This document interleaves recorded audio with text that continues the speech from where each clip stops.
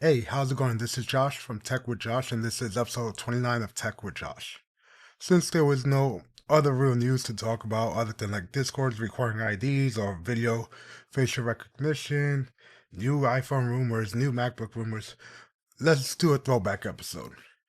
As Michael Fisher said, when phones were fun, so this episode is titled HTC I Miss You. What is HTC? Well, HTC was a pioneer in the smartphone game way back when. I'm talking about the early 2000s. My first interaction with an HTC phone was back in senior year of high school, 2006, 2007. I had a T-Mobile Sidekick, which is not an HTC phone. It was a Danger phone, but it had a known issue with call quality sucking. So I had it changed out so many times. T-Mobile's like, hey, do you want this T-Mobile Dash? What is a T-Mobile Dash? Well, it was a HTC phone. But here's the thing. HTC ran Windows Mobile. Windows Mobile is an operating system that's no longer around, died off basically a decade ago, but it let you run apps on the phone. Sure, you could deal with BlackBerry, with a Palm Pilot back in the day, a Trio. The main selling point of Windows Mobile was like having the Windows operating system on your phone. It used Microsoft Exchange Active Sync to sync over your work email, things like that. You can actually have Word, Excel, PowerPoint on your phone.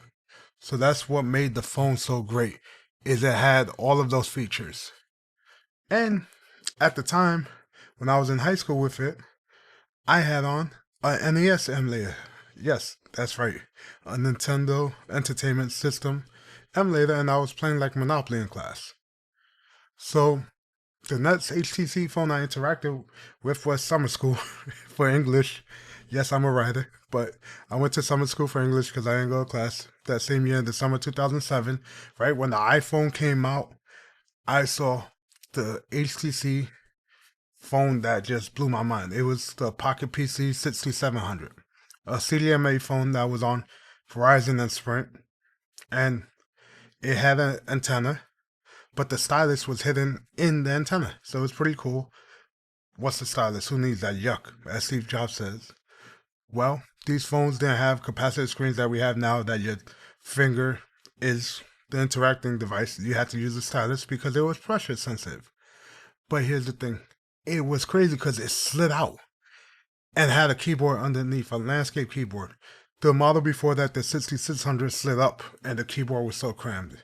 I played with that years later, but the 6700 ran the newer version of Windows Mobile, but it was a touchscreen. And I'm like, wow, I want a touchscreen. So, guess what? After I gave that T-Mobile Dash to my sister, I got a phone called the HTC Mogul, which was Sprint's version of the Pocket PC 6800. And this phone was an improvement to the 6700 because it had the same touchscreen, had the same jog pad in the front. It's like a directional pad, that's a circle. But on the side, it had a jog wheel. The jog wheel is so nice. My Sidekick one had one. It's just a way to scroll up and down. And Blackberry before the trackball had that. And here's the thing, I used that phone in college, and that screen was so big. I say so big, it was like 2.5 inches. But I was watching Dexter. I would rip the episodes online, and I put them on the phone, and there was actual video players for Windows Mobile. That's what I'm saying. It was ahead of its time. The battery life sucked. I had like 3 batteries I charged up, but it was just great because you had micro SD card, you had infrared, you had every feature you can want. You had switch to turn off the Wi-Fi. You even had lights in the top to know Bluetooth and Wi-Fi. And if you had call, battery low, different lights. Pretty cool. Then I went to BlackBerry, but I still dabbled, and my father had the next version, which was the Touch Pro. But here's the thing. I'm talking about Windows Mobile. What does it have to do with modern phones? Well, I don't know if you guys know this. Without HTC, phones wouldn't be the same today because they came out with a little phone called the G1. You never heard of it? Well, it was the first Android phone. That's crazy, right? The first Android phone was pioneered by Google and HTC, and it came to T-Mobile. It was still sliding phone, technically a kick out. So it still had a keyboard. It had a trackball interface. And back in those days, you had to update via plugging into a computer. So you had to know some code to update the phones. You had to actually be technical. That's the first Android phone. And guess what? That phone didn't have a headphone jack. So before we start complaining, oh man, I hate phones today, there's no headphone jacks. Well, the G1 didn't have a headphone jack. But you know what did? The G2, which was known as the HTC Hero. And that was my first Android phone. At the time, I was working for Sprint. And I had to go to a big event in the Marriott Hotel down in Times Square. Or Grand Central, not Times Square. And the thing about it is, we had to sit there the whole day, learn about the phone. We had to be ready to teach people on the phones how to use it, how to sell it, the features. And I had my good friend with me, Arcolino, who was my system manager. So we went there and tried out the phones, and it blew us away. Mind you, we've had every iPhone killer there was, the Samsung Instinct that Sprint launched, the Blackberries that say, oh no, we're going to take on the iPhone. I played with the Blackberry Storm, the first one, it sucked. And I had friends that had the G1. It was okay, but the G2, the Hero, was all touchscreen. We no longer need a keyboard in this modern world. I say modern, it's like 2010. Not even 2009. So we have that. It has a little trackball on the front. And it's pretty good. Still a bulky phone. Camera's not the greatest. But like I said, it was a great phone. But here's the thing. HTC's like, you know what? We're going to be known as the best phones there is for Android. And they launched a phone that gave us a line that's bigger than the Palm Pre line. Like Palm Pre, I was there for a press event before it came out with news reports and stuff like that. It was a big launch for Sprint. But the HTC Evo was even a bigger launch. Literally, the line, I was by Ground Zero down on Broadway, and the line went around the corner and went down that Manhattan block. I had to go out there and take a list of names. Like I said, I worked at Sprint a long time, and that was the first time I ever seen a line like that. Not even when Sprint got the iPhone was the line that crazy. And I even came out in like a Gizmodo post that day because they were taking pictures and I was out there. So that's how big of a deal this phone was. 8 megapixel camera. Snapdragon 800 processor. Came with an 8 gig memory card. And it had a kickstand. This phone was the first 4G device from HTC. And it ran on what's known as WiMAX. Didn't last long WiMAX. It was a Sprint only thing. LTE1. LTE stands for long-term resolution. But the main thing about the Evo, that phone was a true iPhone competitor. There was a viral video that went viral on YouTube around that time about someone coming into a store to try to buy an iPhone and the person's telling them, hey, the Evo's way better. And showing them, hey, the iPhone has like a 5 megapixel camera, the Evo has an 8. The Evo has 4G, the iPhone just has 3G. Removable battery, stuff like that. But the Evo is the phone. Everybody in my store, we had like 15 to 17 employees at a given time, had this phone because it was fast. It did everything. Like I said, it had a kickstand so you could actually watch movies on it. And it did have mini HDMI out. They sold a multimedia dock. HTC always had multimedia functions and adapters. Like my friend Aki actually learned how to solder a certain wire inside the adapter that came with the Touch Pro and Touch Pro 2 and actually give it video out. It was pretty cool. But that was a phone we all had. And here's the thing. That phone made me learn how to root the phone. What is rooting? Well, rooting is when you gain root access to a phone so you can unlock certain features. So one of the features is like a backup program back in those days. Like I said, over the air was still new. The Palm Pre brought out, but the Evo had it when it came out. But I had an app called Titanium Backup that you can back up everything perfectly once you gain root access. Also, you got to unlock the bootloader. What does that mean, unlock the bootloader? Well, you can put custom ROMs that did different things. So I did that for everybody in the store. I had it set to underclock the processor and overclock when I need it because the battery life once again sucked. It's a 4G phone. At the time, 4G wasn't even a thing. We had extended batteries, but it was the phone to stop all phones. That's how great it was. And here's the thing about HTC. They still did a couple Windows mobile phones. I remember going to that store, T-Mobile, because there was a T-Mobile store next door to us. And they had the Windows mobile version of the Evo, essentially. And on the memory card, they had the movie Transformers, so I would copy whatever movies came on the HTC phones and give them whatever copies came on ours. So HTC, like I said, they're a pioneer. Remember I told you they made the first Android phone with Google? Well, Google called them up one day and said, hey, we want our own phone. We're going to name it the Nexus. We want you to make it. So when the Evo came out, HTC also made a phone called the Nexus 1. So the Nexus platform is the precursor to the Pixel platform. So the Nexus phones are developer phones. You can only buy them on lock online. The first one did sell at T-Mobile. And it had the same specs as the Evo, but it had a trackball up front. And they were good phones. Like I said, no bloatware. Fully unlocked. You could root it easier than the Evo. It's meant to play around with the code, the Android SDK. So HTC's on big things, but HTC wants to keep trying different things. They made the Thunderbolt, by the way, which is Verizon's first 4G LTE or the first 4G LTE Android phone. In America was the HTC Thunderbolt, which was like the Evo with a bigger kickstand. Only problem was the charging ports on the side. How you gonna charge when you had it in the kickstand mode? See, HTC thought of that when they came to Sprint. But no, battery life even worse than the Evo because LTE took up more battery, but it's still a great phone. Doesn't hold up to size, but back then it was amazing because the speed, the power, the LTE speeds were through the roof. And here's the thing. HTC started doing phones that I wasn't really a fan of. Like I said, I had the first HTC Evo. Then they had the Evo 3D. You heard it here first. 3D, yeah. They had two cameras on the back and a 3D toggle on the side. So if you want to take a photo, video in 3D, you have to toggle that, then toggle it off. You'll see the screen. It was a gimmick. Didn't catch on.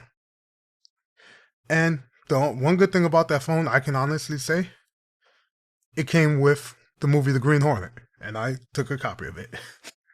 But I hated working on it. It wasn't a great phone. Then they had the LT Evo S.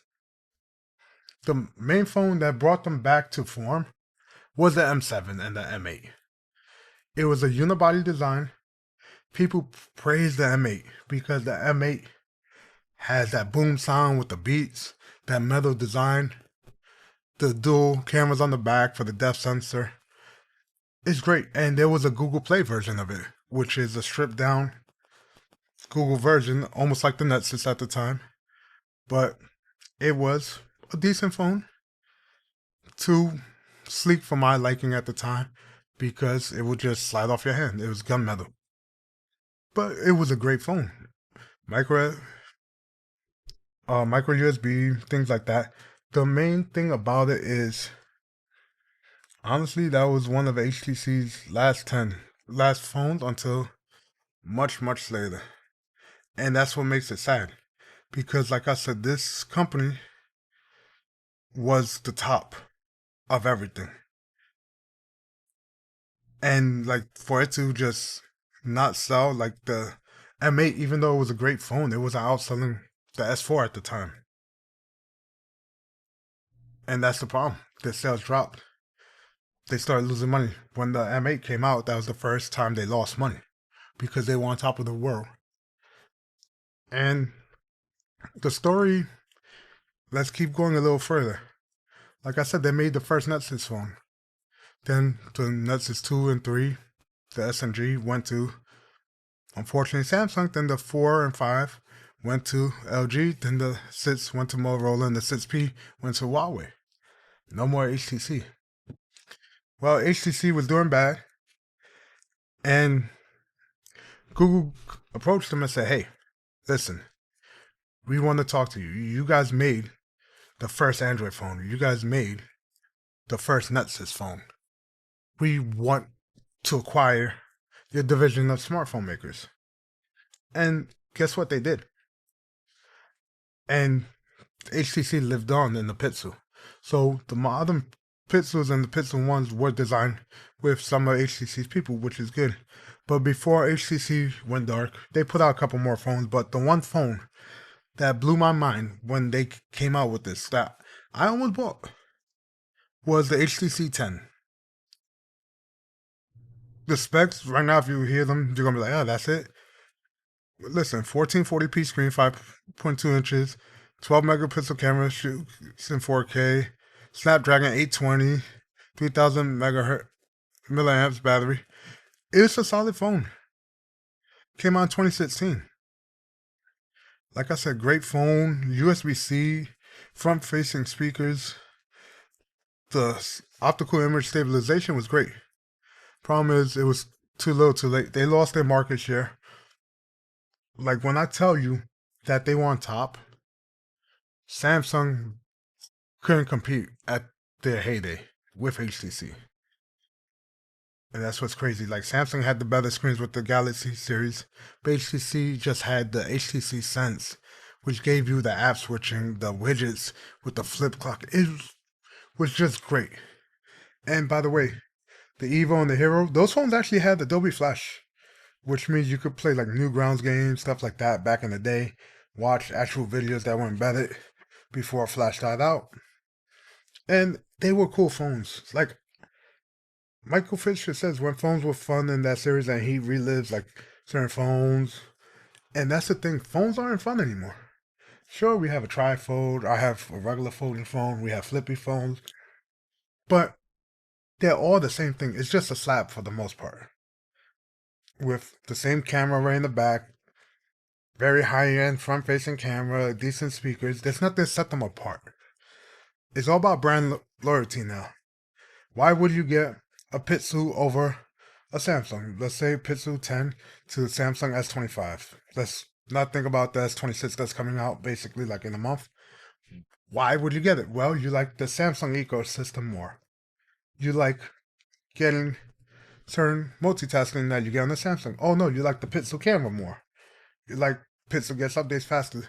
That's what makes you get it. It's not about things that set apart, like hardware. Like LG, they're no longer in the phone game. But guess what? They tried. They gave us a LG Wing, which is a dumb idea, but it works. It's cool. It reminds me of the old school TV phone that turned that way. Or LG with their G7. They're like, you know what? Let's try dual screens. It's going to be a thing. Look, you buy a G7, you put in this case that has a screen, and you have a dual screen phone. Great ideas. But guess what? Too little, too late. I'll do an episode one day about LG because I actually want to touch on that soon too. But that's the thing. HTC wasn't scared to innovate. But that's also what killed them. They forgot what made them special. What made them the king of Android and smartphones. Because, of course, I had a BlackBerry for most of my time in Sprint, but once I saw Android, I fell in love with Android, which is why I have an Android phone to this day. Because the features and what you could do on it outweighs what the iPhone can do. The main thing is just that apps on the iPhone are more polished, but Android, I fell in love because of HTC. I fell in love with smartphones because of HTC. Because before HTC, I had a Sidekick, which is basically a messaging phone, and before that, I have flip phone and a bar phone. HTC made me want to use smartphones, want to tinker, because I use registry editors. I found apps online. I was on forums getting apps to give you Bluetooth audio on one earpiece, something that wasn't available stock on phones and earpieces because of HTC. And this episode is basically a homage to HTC because even though they no longer exist, I still love them to the bottom of my heart. And I know they do make like phones in India here and there, but they're not the same HTC. They went from a giant to a nobody. And if you never heard of HTC, I've accomplished my goal. Really go on YouTube and look up HTC phones of the past. My favorite, the Mogul, the Hero, the Evo. Take a look at those. And thank you for sitting through this rant on one of my favorite smartphone manufacturers from back in the day. And if you enjoyed it, stick around because I have some good stuff, and I might do in-depth talk on that phone, the HTC Mogul, the Pocket PC 6800, or I might do a blog post on it. If you want to read my blog post, booksbyjosh.com, there's a Tech with Josh site on there, a page. You click on that and you'll see my post. But that's it for this episode, and I'll catch you guys in the next one. See ya.